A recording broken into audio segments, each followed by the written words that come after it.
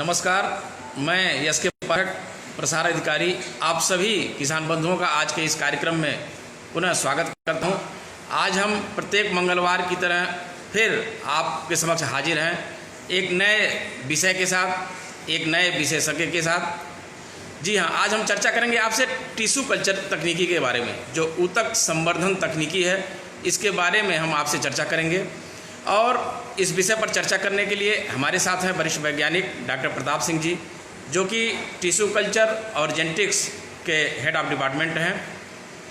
हम आपसे विस्तार में चर्चा करेंगे टिश्यू कल्चर तकनीकी की क्या उपयोगिता है, क्या इसके उद्देश्य हैं, और साथ ही हम इस बात पे भी चर्चा करेंगे कि गन्ने में कभी कभी जो फ्लावरिंग हो जाती है, गन्ने में जो फूल आ जाते हैं, पुष्पण की अवस्था जो आ जाती है, उसमें क्या किस तरीके से किसान भाइयों को उस समय मैनेज करना चाहिए ताकि हमें हमारी फसल को कोई नुकसान ना हो। आइए हम आज के विषय पर चर्चा करते हैं।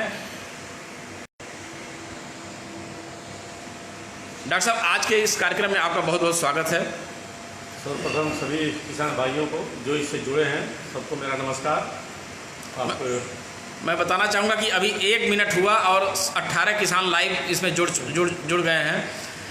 आप लोगों का स्नेह, किसान भाइयों, आप लोगों का स्नेह है जो ये इस कार्यक्रम को और ऊर्जा देता है एक नए नए विषय के साथ आपसे रूबरू होने के लिए। डॉक्टर साहब, सबसे पहले हम आपसे जानना चाहेंगे कि ये जो टिश्यू कल्चर तकनीकी है, ऊतक संवर्धन तकनीकी, इसका क्या मतलब है? अगर गन्ने की खेती की हम बात करें तो क्या उपयोगिता है इसकी गन्ने में?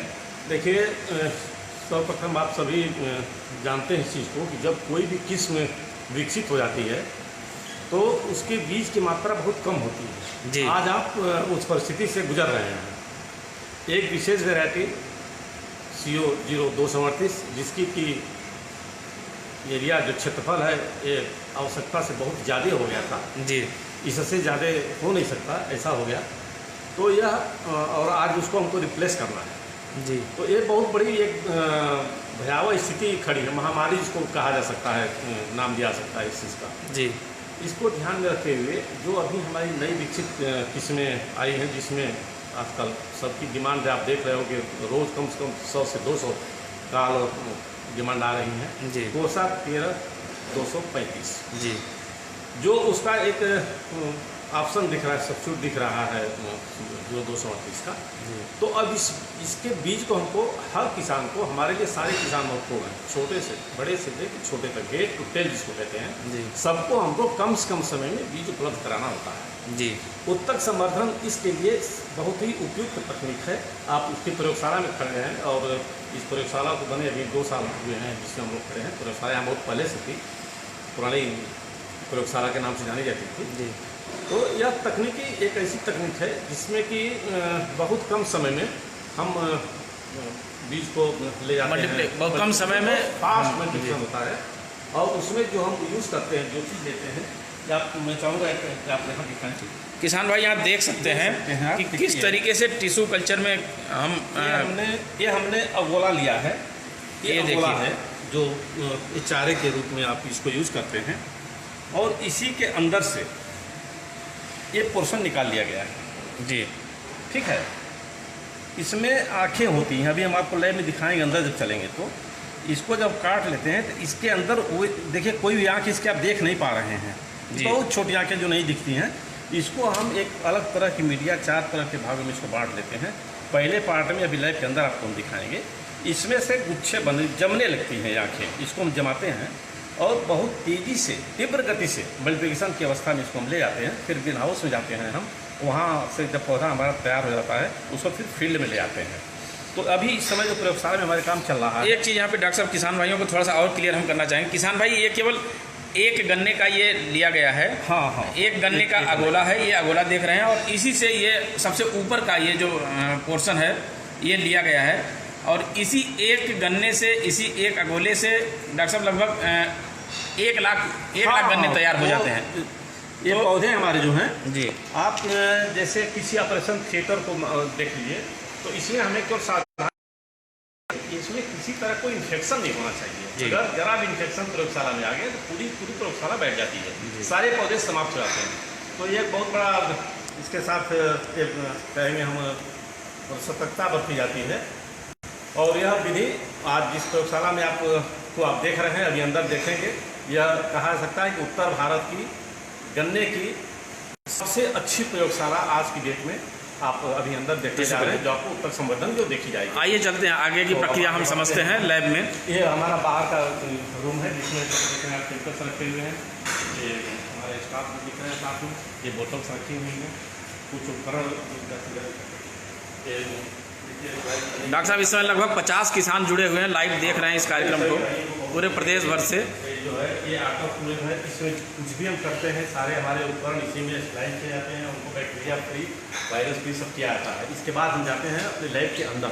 अब हम किसान भाइयों आपको लैब के अंदर चलते हैं और इसकी प्रक्रिया बताते हैं कैसे टिश्यू कल्चर विधि द्वारा तैयार किया जाता है। आगे हम विस्तार से चर्चा करेंगे, आप जुड़े रहिएगा कार्यक्रम से। आप देखिए ये मेरा अंदाज सकते हैं, ये देखिए यह एक काम चल रहा है हमारा, ये सब जो हैंड्स हैं अपना काम कर रहे हैं। ये पौधों को जैसे कोई एक बोतल जो ले ली है, एक बोतल मान ले ली इसे, तो ये अब इससे कम से कम 3 से 4 बोतलें बना देते हैं। ये मल्टीप्लिकेशन चल रहा है। अच्छा, जो डॉक्टर साहब जो अगोले का जो हिस्सा लिया गया था, अब इसी कर मैं तो फाइनल स्टेप पर आ गया हूँ अभी, मतलब अंदर दिखाता हूँ बस ये लोग दिखा आटोक्लेव है, ये पूरा सब स्लाइड सिस्टम है। हम लोग आ गए, भीतर नहीं आना चाहिए था, इधर भी क्योंकि दिखाना था हमें। आइए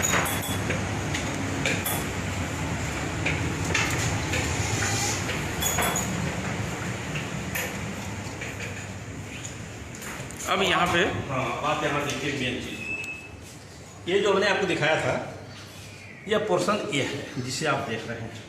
अब आप देखिए इसको जी, एक तरह की ये कई केमिकल का मिला करके एक रसायन बना कर इसको बनाते हैं हम लोग। आप यहाँ पर देख रहे हैं लिखा है 13235। ये देख सकते हैं किसान भाई कि 13 जो जिस किस में मारा हमारी है लेने के लिए कैसे हम इसको ले आए, ये 2 अक्टूबर को रख दिया गया इसमें। अब आप देखिए इसको ध्यान से, इसमें जो बढ़ हैं ये सब अभी जमने लगी अंदर की तरफ, ठीक है। ये क्यों जो ऊपर का हिस्सा लिया गया था वही रखा गया है, वही जम रहा है। आप एक बार नीचे दिखा दो, ये सब इसको हम लोग बेसल मीडिया बोलते हैं। इसमें हमारे जितने भी बढ़ हैं आप यह देखिए, आप इसे देखिए, ये सब जमने लगी अब, ये सब जमने लगी हैं। ये जम जाती हैं जब, तो इनको फिर हम यहाँ से निकाल लेते हैं। अच्छा, यहाँ से जब इसमें जमा हो जाता है उसके बाद उसको फिर हम इसको निकाल लेते हैं और फिर लाते हैं, इनको मल्टीमीडिया बोलते हैं। अच्छा, मल्टीमीडिया ये है, इसके बाद की स्टेज है। इसके बाद आप देखिए वही 13235 है। ये जो बोतल आप देख रहे हैं, इस एक बोतल से कम 3 से 4 बोतल जो लड़के अंदर काम कर रहे हैं वो आपको तैयार कर देंगे इससे। हर 12 से 15 दिन बाद ये बोतल अंदर जाती है और फिर उसी तरह से तैयार होकर के बाहर आती है। यानी 15 दिन में ये 4 टाइम 4 गुना इसमें मल्टीप्लिकेशन हो जाता है।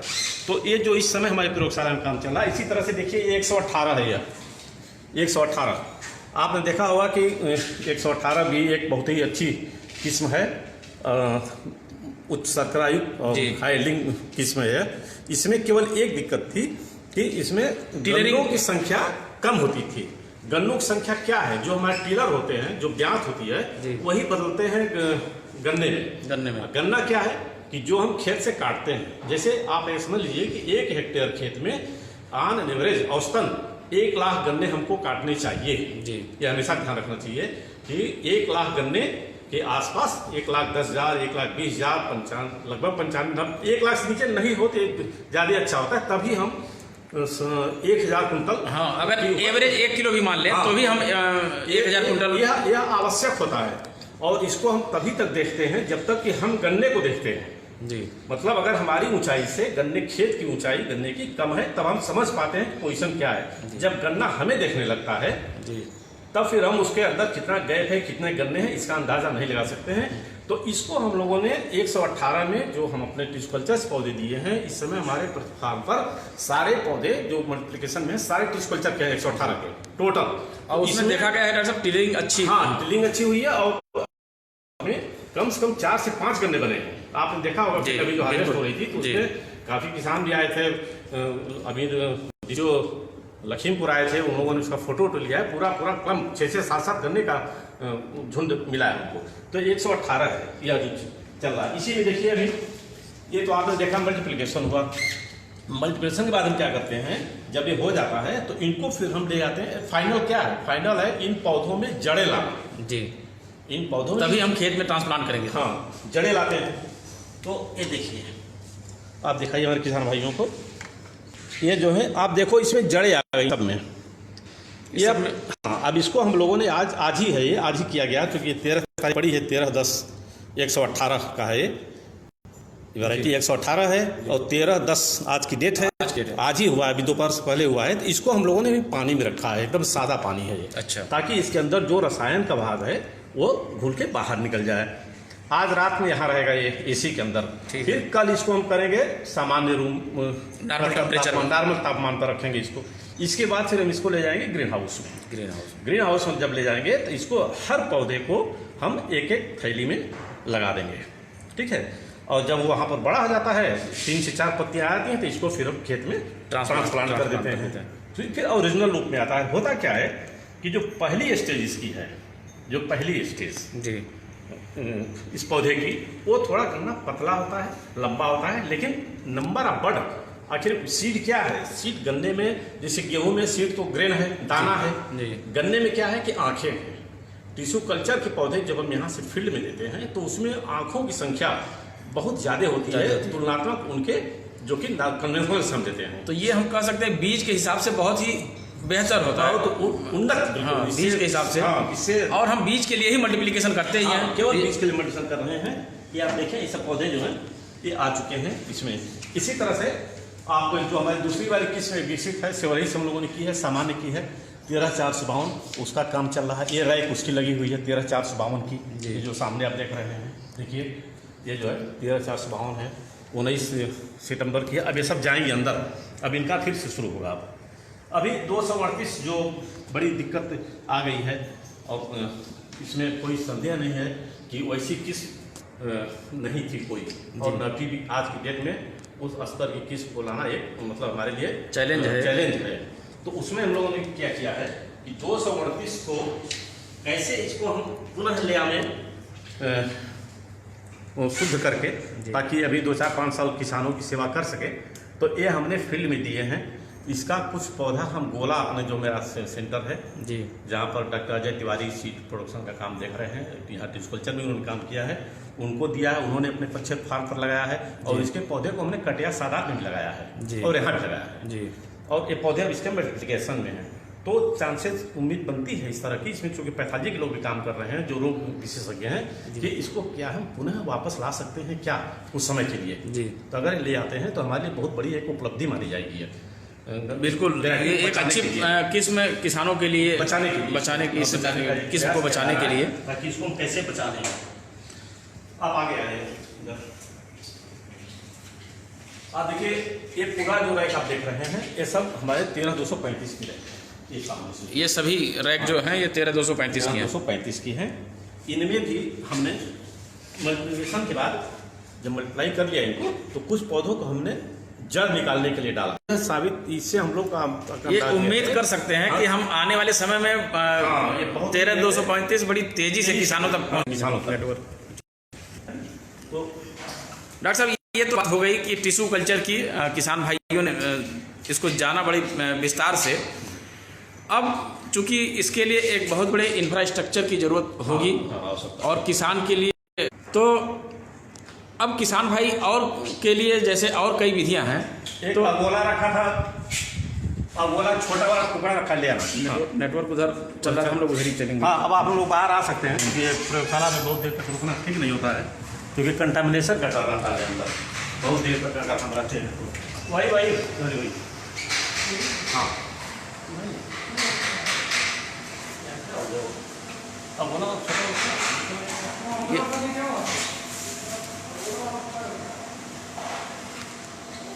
उसमें डॉक्टर साहब, ये जैसे और भी विधियां हैं, किसान भाई सीड का मल्टीप्लिकेशन कर सकते हैं। जैसे पॉली बैग की अगर बात करें हम, या सिंगल बट की बात करें, तो थोड़ा सा उस पर भी प्रकाश आप डालें कि देखें।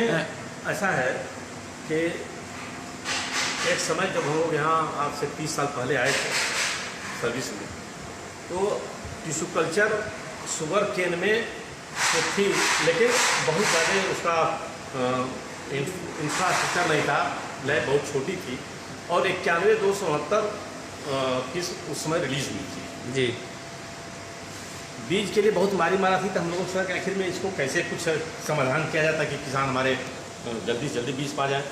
तो जो उत्तक संवर्धन है, उत्तक संवर्धन देखिए कहते हैं कि रामायण काल में भी ये प्रयोगशाला रही है जी। लव कुश का वर्णन सभी किसान भाई हमारे जो भी इससे जुड़े हैं सब जानते होंगे कि कुश का अवतार कैसे हुआ था जी। उन्होंने उस समय अपनी प्रयोगशाला में उसको अवतरित किया। उनको कहते हैं कि उनको लेकर के बना दिया, कुश लाए और उससे बना दिया, था ऐसा नहीं था। उससे जो पौधा कुश उससे नहीं बने थे, बल्कि उनके क्लोन से जो लव थे उन्हीं से लेकर के उन पर तैयार किया रहा होगा। जो जो मतलब चर्चा आती है जी। इसमें क्या करते हैं हम लोग कि सिंगल बड देखिए STP I, Pali bag I. Pali bag पर हम लोगों ने पर काम किया। 1995 में पहला पेपर पब्लिश हुआ यहाँ से। और मैं भी था, मैं था doctor Madan Lal, doctor GP साहब जो इसमें समय नहीं है दुनिया में। तो जो अगोले के अंदर की आँखें थी इन पर हम लोगों ने काम किया। अच्छा। जो वेस्ट मटेरियल था इनकी आँखों को, जो आँखें हमारी अगोले के अंदर छिपी रहती हैं, हाँ, उन पर काम किया। जो ये सब आँखें थी इनको हम लोगों ने टुकड़े बना करके इनको जमाए थे। लेकिन वो थोड़ा सा कॉम्प्लिकेटेड था, क्योंकि इसमें कुछ ऐसे कंपाउंड होते हैं जो सड़ा देते हैं। आम किसान इसको नहीं कर पाए, उसके लिए दिक्कत की बात है। फिर हुआ कि इसको क्या सिंगल बड हम लोग कर सकते हैं, तो फिर सिंगल बड पर हम लोग आ गए थे और इसको पाली बैग। इसमें होता क्या है कि गन्ने में जान भाई वो ध्यान से इस चीज़ को देखेंगे कि एक एपिकल डाउननेस बोला जाता है, एक शब्द है अंग्रेजी जी। पूरे गन्ने को अगर आप बोएंगे, आप खेत में पूरा खड़ा गन्ना डाल दीजिए, तो आप ये देखेंगे कि जो ऊपर की आँख है सबसे ऊपर की, वो सबसे पहले जमती है, उसी में सबसे पहले जमा होगा। उसके बाद दूसरे का नंबर आता है जी, फिर तीसरे का आता है, चौथे पाँचवें का आए कि नहीं आए, मतलब आ भी सकता है और नहीं भी आ सकता है। इसी से 2 आँख के टुकड़े दिए गए, 3 आँख के टुकड़े दिए गए, लेकिन टुकड़े दिए गए। कभी भी पूरे गन्ने की बुआई की रिकमेंडेशन कभी न मिलती है न कभी कही जाती है। किसान अपनी सुविधा से कर देता है। बहुत बार तो ऐसा भी देखा जा रहा है, किसान भाई हमारे पूर्ण पूरा गन्ना डाल देते हैं, उसको बीच बीच जगह जगह से काट देते हैं, जो कि यह मतलब एक तरह का अपराध है अपने स्वयं के साथ का जी।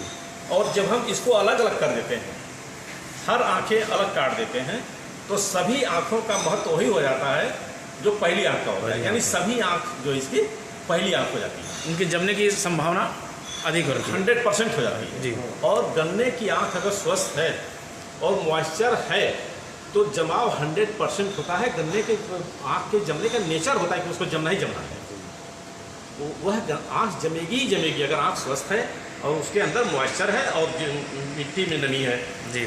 नहीं जमने कोई सवाल नहीं होता है।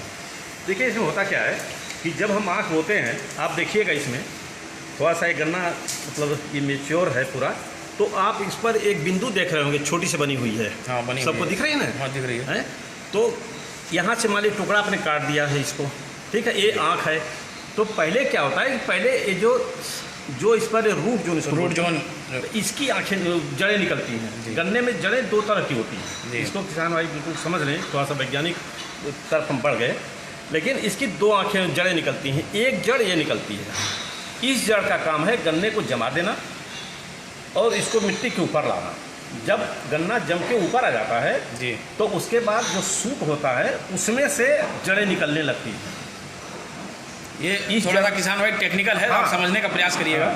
इस जड़ का काम तभी तक है जब तक कि गन्ना जमता है। जमने के बाद जब जम के ऊपर आ जाए, इसकी सीमा है जिंदा रहने की। इसके बाद ये समाप्त हो जाती है, धीरे धीरे सूख जाती है और इस पर जो पौधा जमा होता है उसकी जड़ें आती हैं। इसी से कहते हैं गन्ने में जड़ें 2 होती हैं, एक सेड रूट जो ये निकलता है जमाने के लिए और दूसरा सूट रूट। इसी से इसमें इतना ज़्यादा होना चाहिए खाद्य पदार्थ कि अगर इतना बड़ा टुकड़ा है लगभग 3 से 4 सेंटीमीटर का, तो यह इसको जमा देता है और इसको ऊपर लाने तक जिंदा रखता है। नहीं तो हम ऐसा भी कर सकते थे कि इसको ऐसे निकाल लिए और इसको दबा दिए, कहीं हमने बो दिया, ये नहीं आ पाएगा क्योंकि इसमें कुछ आएगा ही नहीं। इसमें खाद्य पदार्थ नहीं है, इसमें इसको ऊपर लाने की क्षमता इसके अंदर नहीं है, ये है। तो ये बहुत ही आवश्यक है। अगर हम कभी देखते हैं कि हमारी पत्तियां लाल हो रही हैं, आपने सिंगल बड बो दिया और टिप लाल होने लगे, तो ये समझ लीजिए कि सेट जो सूट रूट है उसमें नहीं आ रही। आप खोदिए तो आप देखेंगे कि उसमें जड़ें नहीं आएंगी। वो जड़ें वही हैं जो इसकी जड़ें थी, जो इसकी ओरिजिनल जड़ें थी, लेकिन जो बाद में जड़ आती हैं इसकी वो नहीं आई होगी। सूखा आपको मिलेगा।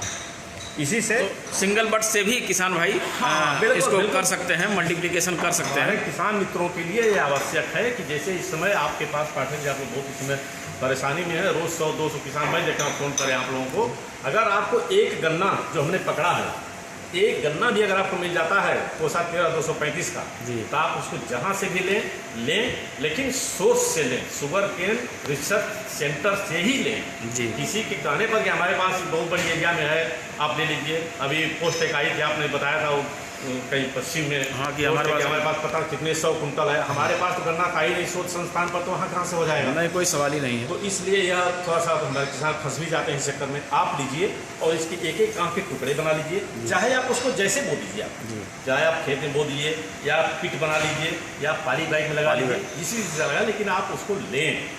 कभी भी यह न सोचें कि हमको 2 कुंटल 4 कुंटल 5 कुंटल मिले तभी लें। बहुत सारे किसान ऐसे हैं जो एक गन्ना कहीं से पा गए ले जा करके, अभी उस एक कोई लड़का सत्येंद्र सिंह है, हाँ, वो 10 गन्ने से उसने 500 गन्ने तैयार। देखिए ना, आपका आपको एप्लीकेशन पर काम करना पड़ेगा स्वयं जी। और एग्रीकल्चर लैब हमारे लिए है, बड़ा इसका पैसा खर्च होता है, यह बड़े सेटअप के लिए है और आपके लिए है कि आप सिंगल बर्ड लें और इसको किसी तरह से अपने ले जाकर मल्टीप्लाई करें। आज किसान भाइयों, आज ये जो टिश्यू कल्चर विधि से ये दिखाने का एक मकसद और भी था कि हम आपके लिए 13-235 की जिस तरीके से डिमांड है, आपके लिए हम युद्ध स्तर पे ये प्रयास कर रहे हैं कि 13-235 आपको जल्द से जल्द आपको पहुंचा कर दिया जाए। इसलिए विधि से और यहाँ तक कि टिश्यू कल्चर विधि से आपको के पौधे तैयार किए जा रहे हैं ताकि हम आप तक आसानी से इस गन्ने को जल्दी से जल्दी पहुंचा सकें। डॉक्टर साहब, एक चीज़ और हम बात करेंगे, कई जगह कई क्षेत्र ऐसे हैं, किसान भाइयों प्रश्न भी आते हैं कि गन्ने में होने लगती है, कुछ गन्नों में फूल आने लगते हैं, उस समय किसान भाई ये सोचने लगते हैं कि क्या किया जाए। अगर फूल आ जाए किसी गन्ने में, फ्लावरिंग होने लगे जैसा कि इसका समय आ रहा है, तो क्या करना चाहिए किसान भाइयों को? देखिए, फ्लावरिंग गन्ने में एक सतत प्रक्रिया है, हर गन्ने में फ्लावरिंग होती है जी। उसका वह ऊपर आ पाई है कि नहीं, एक अलग चीज़ है, लेकिन गन्ने का फूलना उसका अपना वास्तविक कैरेक्टर होता है। जब अभी वो वातावरण को पाएगा उसमें फ्लावरिंग हो जाएगी। आपने देखा होगा पिछले साल उन सभी वैराइटीज़ में फ्लावरिंग रिपोर्टिंग हो गई थी जिसमें कभी हुई नहीं, कभी सुना नहीं गया था, कभी नहीं सुना था। तो इस साल हम लोगों ने अभी आज ही फ्लावरिंग को चेक करने के लिए कि आ रही कि नहीं आ रही है, जिस किस्म में बहुत ज़्यादा फ्लावरिंग थी उसके अगोले को एक जो छिला हुआ था, बोला कहाँ गया वो, इस लेवल में रखा हुआ है यहाँ, इस पहले वाली। आप देखिए ये फ्लावरिंग कहाँ होती है, ये अभी मैं आपको दिखा रहा हूँ इसको फाड़ करके। यह एक प्रोसेस है जिसको हम लोग देख लेते हैं कि फ्लावरिंग होगी कि नहीं होगी। एक तो है कि सितंबर के महीने में हम सेक्शन काटते हैं इसका ला के लैब में। हाँ देखिए, आप देखिए ये जो आप पोर्सन, अब मैं पाठक चाहूँगा इसको आप दिखाएं, क्लियर करें। देखिए होता क्या है गन्ने में कि हर पत्ती एक इंटरनोड बनाती है, यानी एक आँख बनाती है। आप इसे बिल्कुल क्लियर हो जाएं कि एक पत्ती एक आँख बनाती है। और देखिए हमें छिल रहे हैं इसको, ऊपर का पोर्शन है ये, इसको हम छिलते जा रहे हैं। तो इसको एक कहते हैं हम लोग पत्ती की प्राइमोर्डिया, जो पत्ती बनते रहती है। देखिए इसे पत्ती बन रही है। अब तक इसमें फ्लावरिंग का कोई लक्षण नहीं दिखा है। जो इनिशियल सिम्टम आता है जो सितंबर में आता है नहीं दिखा है, इसका मतलब है कि इस साल फ्लावरिंग तुलनात्मक कम आ रही है या नहीं आ रही गन्नों में। इसको देखने के लिए है कि आप अपने अगोले को छील लें पहले ही इसी समय। हाँ देखिए कहीं भी कोई लक्षण नहीं है। अगर इसमें फ्लावरिंग रहती तो इसमें दाने दाने जैसा ऊपर बन जाता। और जब फ्लावरिंग आने लगी है तो उसको अब आप सिर्फ आपके पास ये रास्ता है कि आप उसकी या सिंचाई रोक दें खेत की। अच्छा, खेत की सिंचाई रोक दें, खेत की सिंचाई ना करें। कम से कम समय में उसकी हार्वेस्टिंग करें जब तक टेम्परेचर नहीं बढ़ता है। 15 जनवरी तक किसी तरह की कोई नुकसान की रिपोर्ट नहीं है। अच्छा, हम लोगों ने इस पर काफ़ी काम किया। पलिया क्षेत्र में चीनी मिल के प्रतिनिधि और हम लोगों के वैज्ञानिकों ने मिल के किया है इसको, कि जब तक तापमान बढ़ना नहीं शुरू होता है तब तक कोई उसके शर्करा संचयन या शर्करा पे कोई फर्क नहीं पड़ता। फर्क नहीं पड़ता है। यहाँ तक भी देखा गया है कि एक ही क्लम के 2 गन्ने, अगर मान लीजिए 2 गन्ने हैं, ये एक क्लम्प है और इसी में ये फ्लावर कर गया है, ये नहीं फ्लावर नहीं किया है, तो इसमें शर्करा प्रतिशत अधिक पाया गया है इसकी तुलना में। अच्छा, हाँ, ये भी इससे किसान भाइयों को घबराने की कोई जरूरत नहीं है, लेकिन खासकर उसकी सप्लाई जल्दी से जल्दी कर दें। और जब फ्लावरिंग आने लगे तो देखिए इसमें एक पत्ती होती है, आप इसको देखें, ये ऊपर से सभी पत्तियां आपको एक तरह से दिख रही हैं। इसमें एक ऐसी पत्ती है जो सबसे ज़्यादा इफेक्टिव है, सबसे ज़्यादा प्रभावशाली है। वो सारी क्रिया, चाहे भोजन बनाने की क्रिया हो उसकी, चाहे चीनी बनाने की हो, सबसे अधिक वही करती है। सबसे एक्टिव लीफ बोलते हैं, तो third open leaf, first open leaf बोलते हैं उसको, एल्टियम लास्ट ट्रांसवर्स मार्क लीफ बोलते हैं अंग्रेजी में, जिसमें कि यह स्ट्रक्चर पूरी बन गई हो। ये देखिए गुलाई में, ठीक है ना, और पत्ती पूरी खुली हो। पत्ती अगर इस पत्ती को हम तोड़ दें तो इसमें फ्लावरिंग नहीं आएगी। अच्छा, लेकिन ये कठिन काम है, किसी भी हमारे पूरे खेत में बड़े क्षेत्रफल में तोड़ना ये बहुत कठिन काम है।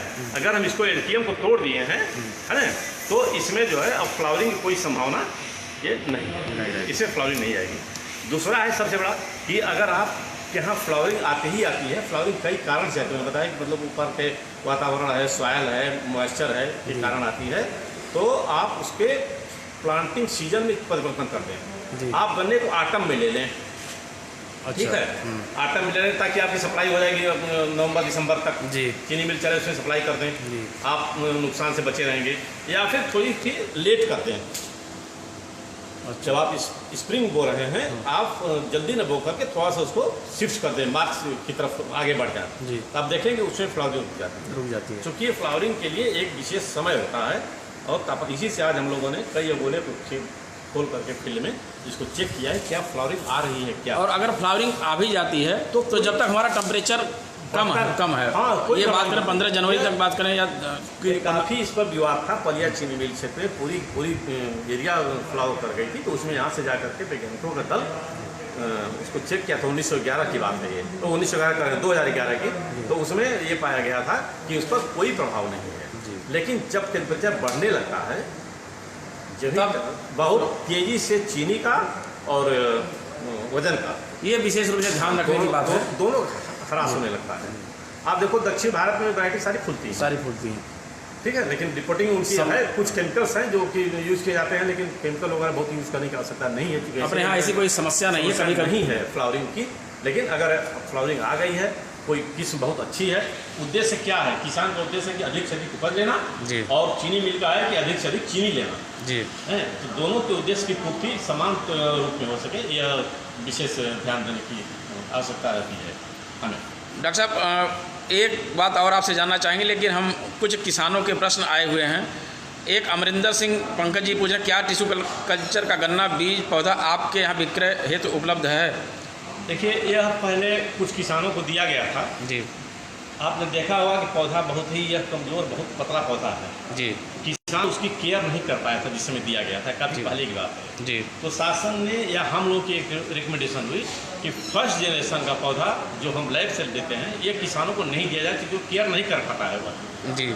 लेकिन सेटलिंग जब वो गन्ना काट दिया था तो फिर किसान जा रहा है, इस बार 118 का गन्ना संभवतः दे रहे होंगे, 82-72 गन्ना जो आपको मिलेगा यहाँ से, वो टिश्यू कल्चर के पौधे की आयु, लेकिन सीधा पौधा किसानों को नहीं दिया जाता। अजय सिंह जी पूछ रहे हैं कि इसकी ट्रेनिंग की क्या व्यवस्था है? ट्रेनिंग की व्यवस्था हमारे यहाँ है, ट्रेनिंग लोग आते हैं, लड़के करते हैं। एक अभी बच्चा ट्रेनिंग कर भी रहा था, अंदर वो बैठ करके काम कर रहा है, उसको यहाँ पर लगा लिया गया है और ट्रेनिंग कर सकते हैं। उसकी अपनी निर्धारित फीस है, फीस जमा करेंगे, 6 महीने की ट्रेनिंग है जी। और पहले बहुत सारे बच्चे थे, इस समय तो मात्र एक बच्चा था जो अभी कर लिया, वो यहाँ हमारे यहाँ वो काम भी कर रहा है। प्रेमपाल जी पूछ रहे हैं कि सर जी, टिश्यू कल्चर से 0238 की बीमारी को रोका नहीं जा सकता है?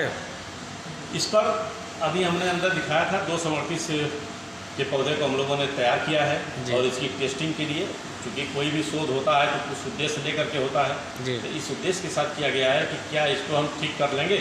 इसके लिए गोला केंद्र पर हमने बताया हुआ था, डॉक्टर अजय तिवारी जो वहाँ काम देख रहे हैं, उनको पौधे यहाँ से दिए गए हैं और स्पेशलिस्ट भी हैं और सीड प्रोफेशन अफसर भी हैं, तो वो अपना उसको वहाँ पर चेक करेंगे और इसमें हम लोग सफलता पाएंगे। डॉक्टर साहब, बहुत से किसान जुड़े हुए हैं, विनोद कुमार लोधी प्रेमपाल, संदीप पांडे, मूलचंद सिंह, विनोद, राकेश शर्मा, कुवेंद्र चौहान, विनोद कुमार लोधी, ये सभी लोगों ने लाइव प्रसारण के लिए बहुत बहुत धन्यवाद दिया है।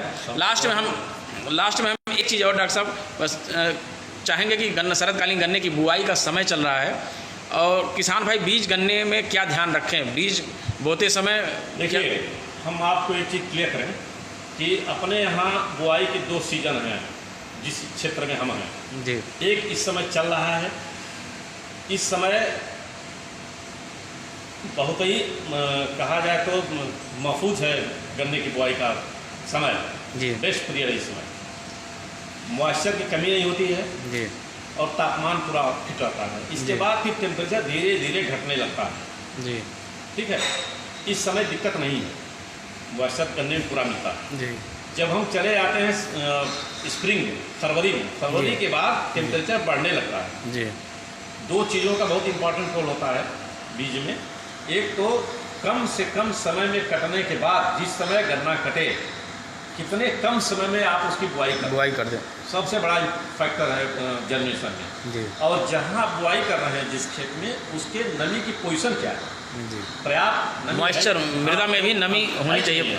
उसका सबसे बढ़िया तरीका है कि आप मिट्टी उठा लीजिए और ऐसे हाथ बना लीजिए और नीचे गिरा दीजिए। तो देखेंगे कि जैसे गांव में जहाँ पे हम लोग क्या कहा है गोड़ी बनती थोड़ी जी। तो उस तरह से मिट्टी भुरभुरी होकर गिर जाए तो बेस्ट मॉइस्चर माना जाता है। वह 2 चीज़ें हैं, इसका बहुत ज़्यादा ध्यान रखने की जरूरत है। आटन में नहीं दिक्कत है, लेकिन एक दिक्कत स्प्रिंग में हो जाती है क्योंकि अगर आपने 2 दिन करना छोड़ दिया तो जमा उसका कम हो जाता है और सीड के प्लाट के लिए ज़्यादा आवश्यक होता है उस समय कि आप उसके खेत की सिंचाई थोड़ा पहले कर दें। प्रशांत में ऋषि जी आपको बोल रहे हैं कि नमस्कार बोल रहे हैं। सचिन त्यागी जी बिजनौर से हैं, आपको नमस्कार बोल रहे हैं। अवधेश शर्मा जी हैं। प्रशांत महर्षि के विषय में बता दूं कि हमारे बैचमेट पंतनगर के रहे हैं और यूपी के इंटरमीडिएट के अपने समय के टॉपर रहे हैं। एक गोल्ड मेडलिस्ट है पंतनगर में। BSc के बाद इन्होंने पढ़ाई अपनी नहीं की थी, जब फार्मिंग में चले गए थे और बिजनौर में इनका फार्म खारी में आज भी देखने लायक है जहाँ पर है। बहुत से लोग, मैं जिनका नाम नहीं ले पा रहा हूँ, काफ़ी लोग जुड़े हुए हैं। आप सभी लोगों को आज इस कार्यक्रम से जुड़ने के लिए बहुत बहुत धन्यवाद। हम पुनः अगले मंगलवार को आपसे पुनः रूबरू होंगे एक नए विषय के साथ, एक नए विशेषज्ञ के साथ। आप सभी का बहुत बहुत धन्यवाद। डॉक्टर साहब आपका इस कार्यक्रम में बहुत बहुत धन्यवाद। और साथ ही मैं नेटवर्क को भी धन्यवाद देना चाहूँगा कि क्योंकि सारा कार्यक्रम हमारा नेटवर्क पर आधारित है, तो नेटवर्क को भी धन्यवाद देना चाहूँगी कि आज के इस कार्यक्रम में नेटवर्क बना रहा। धन्यवाद आप सभी का।